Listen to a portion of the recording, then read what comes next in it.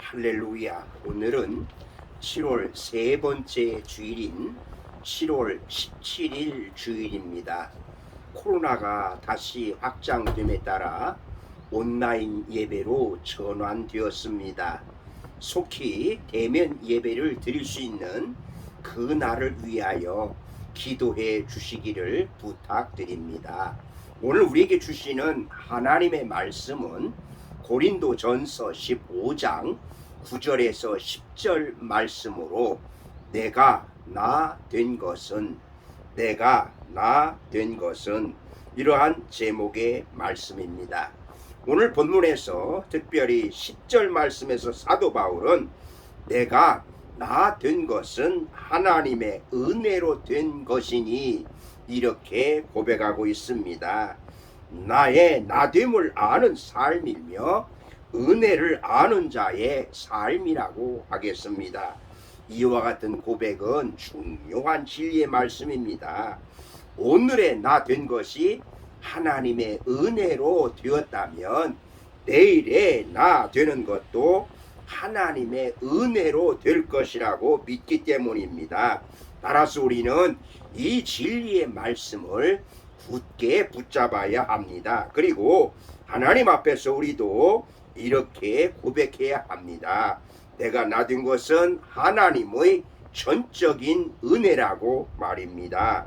내가 나 된 것이 하나님의 은혜로 된 것이라는 이 의미는 무슨 의미일까요? 첫째는 하나님의 사람이 된 나의 모습이 은혜입니다.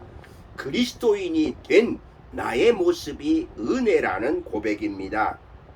18세기 영국의 존 뉴턴이라는 사람은 아프리카의 흑인들을 잡아서 팔아 넘기는 일을 하던 노예선의 선장이었습니다.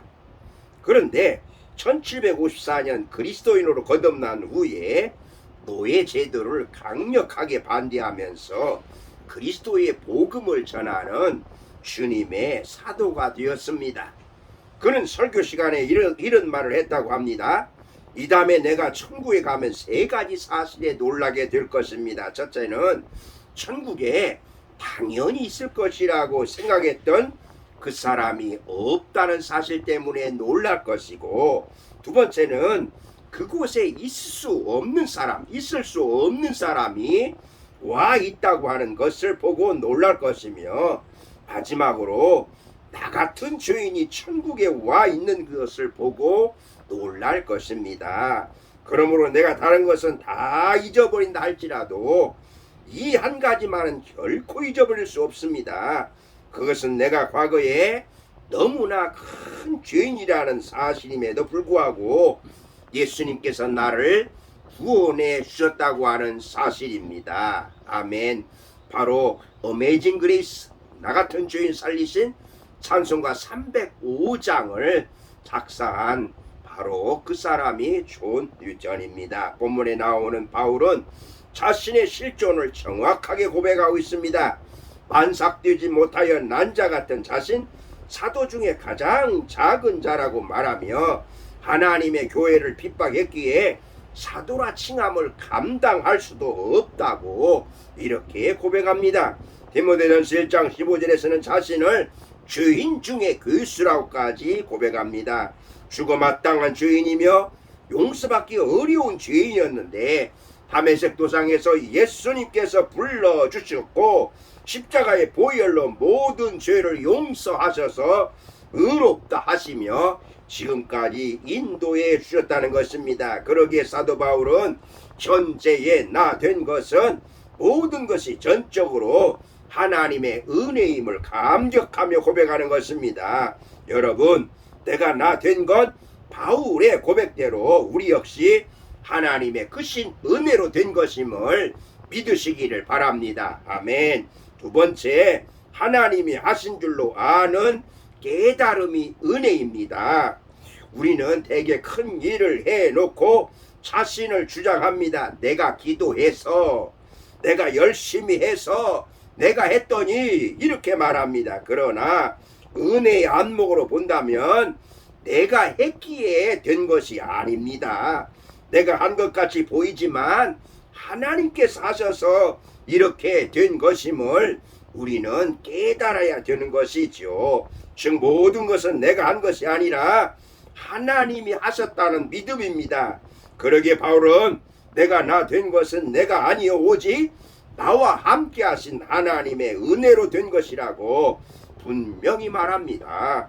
사도 바울만큼 많이 수고하고 바울만큼 많이 일하고 바울만큼 많은 업적을 남긴 사람이 또 있겠습니까? 그런데도 바울은 자신을 되돌아보면서 많은 수고를 한 것은 자신의 능력으로 한 것이 아니라 오늘 본문 10절에 있는 대로 내가 이 일을 한 것이 아니 오직 나와 함께 하신 하나님의 은혜, 이렇게 고백합니다. 오늘 우리도 현재 많은 일들은 하나님의 은혜를 힘입어서 감당해 왔음을 알아야 합니다. 그리고 하나님의 은혜로 이런 공적이 나타났다는 것을 믿어야 합니다. 자기가 수고하고 업적을 남긴 것을 자랑할 것이 아니라 모든 것은 전적으로 하나님께 이루어졌음을 믿어야 합니다.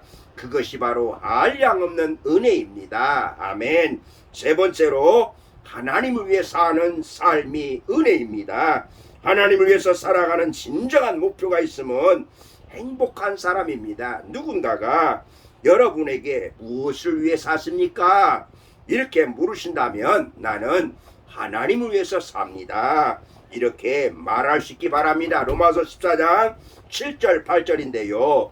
우리 중에 누구든지 자기를 위해 사는 자가 없고 자기를 위하여 죽는 자가 없도다. 우리가 살아도 주를 위하여 살고 죽어도 주를 위하여 죽나니 바로 삶에 분명한 목적이 있습니다. 그러므로 참된 삶이 되려면 무엇보다도 하나님을 위하여 살아야 하고 죽는 것도 그렇게 하나님을 위해서 죽어야 한다는 것입니다.